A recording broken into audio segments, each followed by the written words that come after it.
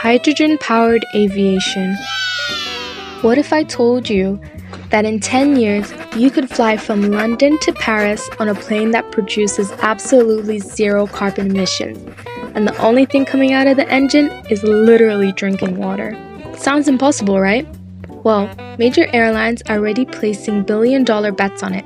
Governments are throwing money at it like it's the last concert, and Boeing's biggest competitor just staked their entire future on making it happen.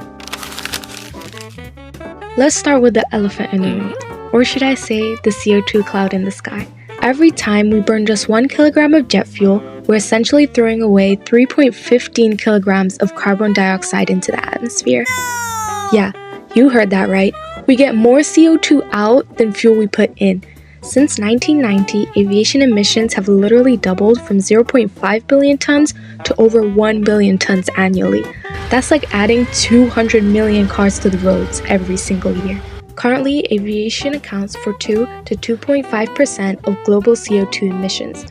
But when you factor in contrails and nitrogen oxides, aviation actually contributes about 4% to global warming. The math is brutal. To keep global warming below 1.5 degrees, aviation needs to reach net zero by 2050. That's 25 years to completely revolutionize an industry that took 100 years to perfect.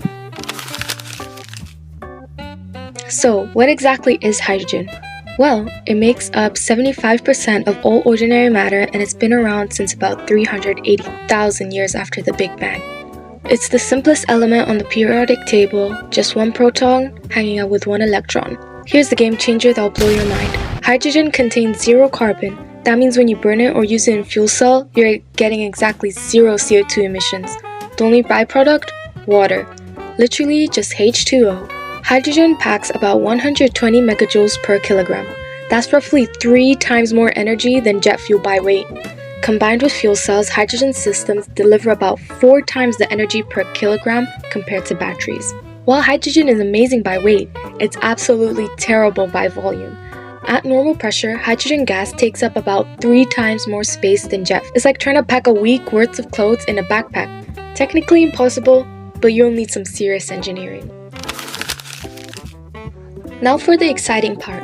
How do we actually make hydrogen planes fly? There are 2 main approaches. Think of it as choosing between modifying your existing car engine or buying a completely electric vehicle.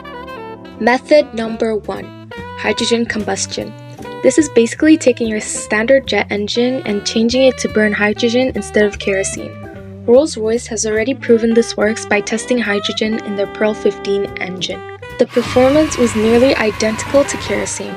The only downside is you still get some nitrogen oxides and contrails, but hey, Rome wasn't built in a day. Airbus is betting approximately 15 billion euros to this approach with their zero-E concepts. Option 2 is even cooler, hydrogen fuel cells. Instead of burning anything, you feed hydrogen and oxygen into what's essentially a chemical battery. The hydrogen atoms get split up, electrons dance around a special proton, exchange membrane, and voila, pure electricity. No combustion, no NOx. Now, before we get too carried away planning our hydrogen-powered future, let's talk about the challenges. First up, producing green hydrogen is like trying to fill an Olympic-sized swimming pool using a garden hose. You need approximately 50 kilowatt-hours of renewable energy just to make 1 kilogram of hydrogen. That's enough electricity to power your room for about 2 weeks. The Hydrogen Council estimates we need to increase global hydrogen investments by 8 times by 2030. Then there's storage. Remember how hydrogen takes up 3 times more space than jet fuel? Well, your options are compress it to 700 times atmospheric pressure or cool it down to minus 253 degrees Celsius. For context, that's about 20 degrees colder than the surface of Pluto. Hydrogen burns with an almost invisible flame in daylight. Imagine trying to spot a fire you cannot see until you're uncomfortably close to it. Let's meet the contestants in this billion-dollar game of who can make planes fly on water vapor. First up, Airbus, the heavyweight champion who's literally betting the farm. They've not revealed not 1, not 2, but 3 zero-E concepts aircrafts. A turbofan, turboprop, and a blended wing design. In March 2025, they showcased a complete hydrogen electric demo system featuring 4 megawatt fuel cells. That's 8 megawatts total, enough to power about 6,000 homes. Next, ZeroAvia, the scrappy startup. In January 2023, they made history by flying the world's largest hydrogen-powered passenger aircraft, a 19-seat Dornier 228, with hydrogen tanks installed in the passenger cabin. Talk about commitment to the cause! They're aiming for commercial hydrogen flights in 2025, and several regional airlines have already signed contracts worth over $1 billion. H2Fly from Germany just casually made history in September 2023 with the world's first piloted flight using liquid hydrogen. Their HY4 aircraft doubled its range to 1,500 kilometers using cryogenic fuel.